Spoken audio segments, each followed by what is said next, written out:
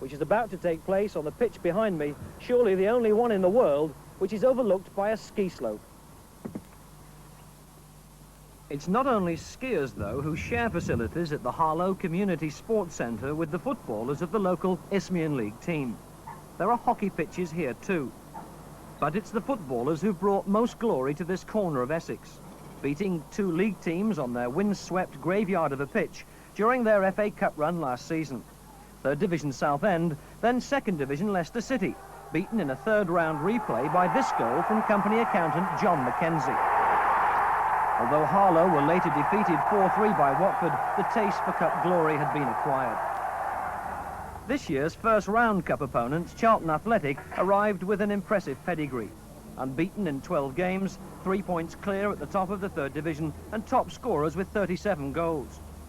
And as the 6,000 crowd were reminded by the match programme, Charlton once won 5-0 here at Harlow in a friendly match played after they signed the Harlow goalkeeper Jeff Wood in 1976. Right, one always looks at these cup ties from the point of view of the non-league side, but I just wonder how difficult it is for the league man who's got to bring his team and play here. Yeah, it's a game where, you know, we've got everything to lose, really, and I think sort of looking at the ground, and that's one of the main sort of things that we concern ourselves with, whether it's going to be a tight ground or whether there's a slope on it. You know, I think that has an effect on the performance. Is it difficult to sort of get your players in the right frame of mind and not to get them to sort of think about it as being non-league opposition and expect it to be a bit too easy, perhaps? I think we've tried to do this all through the week. You know, it's a little bit of a one-off game, and strange place. You know, we don't really know their players, so I think we have to take a little bit more care than normal. A pre-match warm-up by Harlow's collection of school teachers, engineers and postmen was a welcome chance to establish who was who. Bearded striker John Mackenzie scored 3 times against league teams in last season's cup run. Defender Vic Clark, second top goal scorer, is the brother of Newcastle's Ray Clark. And Bobby Harding, a 27-year-old postman, was once a junior with Arsenal. Ian, just explain the formation that you're putting out this afternoon. Well, we're expecting Charlton to play a 4-4-2 formation, so we're going to pick their 2 central attackers up very, very tightly and play a sweeper in behind that. And then we're looking to pick their 2 flank attackers, which will be Powell and Walker, up very, very tightly. And I shall get one of my central midfield players to pick Hales up very, very tightly and make it difficult for them. But having said that, I'm looking to the pace of Bobby Harding and Graham Parker to break for us and see if we can get inside their 2 full-backs, which we feel is a weakness, and capitalise on our set plays where I think we can be dangerous.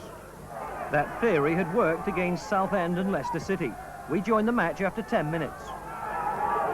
Goff watching that long ball from Shaw, unaware that Robinson was sneaking in behind him. So it's gone for a corner.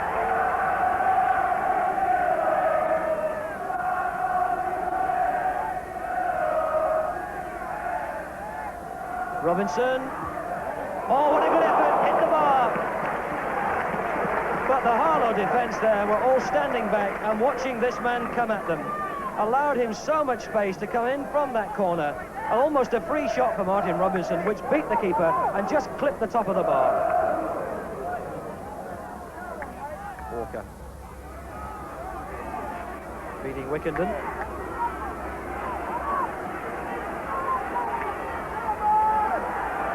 Then you get the cross in, and it's a corner. The long legs of Phil Walker producing Charlton's second corner of the match. Just over 30 minutes gone, still no score.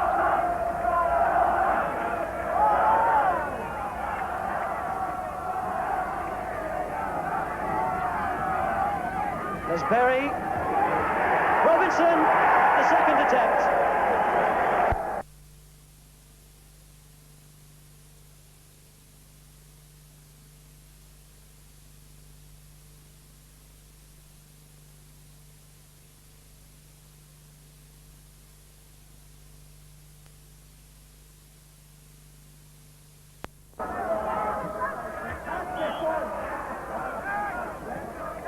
I think the referee has given dangerous kicking against Powell there, so it's a free kick to Harlow. Powell looked a little bit bemused. Obviously some signalling going on here. Man's header, cross, rather, and it's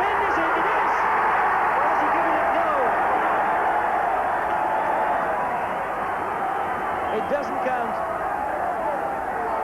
Pushing, says Ron Chalice. So Vic Clark has denied the equaliser.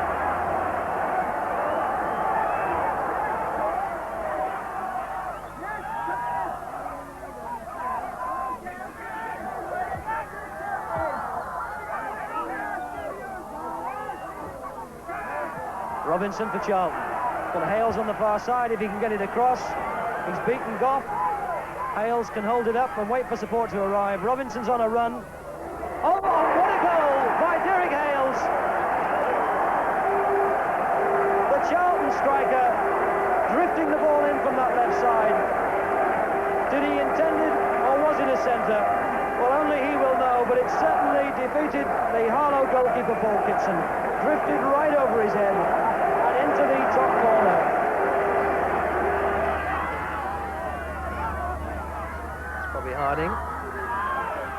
Mann. Mackenzie. Oh, what a marvellous shot by Mackenzie. That brought a really fine save from Nicky Johns. There's Mackenzie, top scorer with 11 goals. And producing a fine save there from Nicky Johns.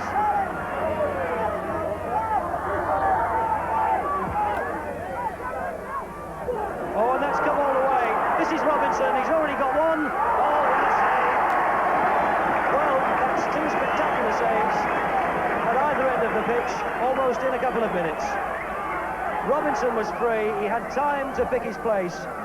And Kitson had to produce a really fine save to stop the scoreline reading Charlton 3, Harlow 0. Johnny Oostergaard, the Charlton substitute, preparing to come on as Martin Robinson goes away.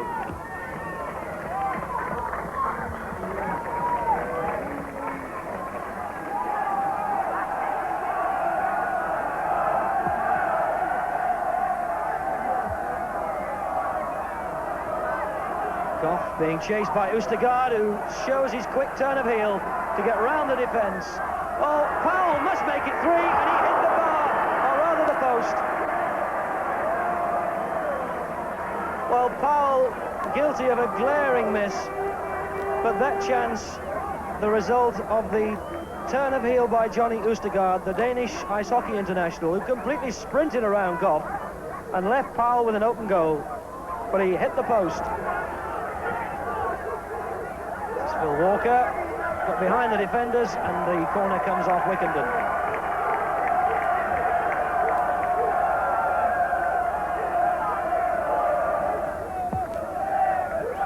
Hales hit the bar. Oh, and he went in off a defender. But it doesn't count.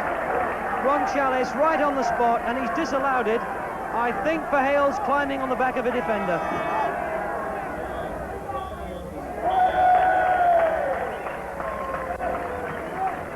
So it's Charlton, the leaders of the third division, who've defeated non-league Harlow by 2-0, scored in the first half by Martin Robinson, and the remarkable shot come cross from Derek Hales that floated over the keeper's head and into the far corner.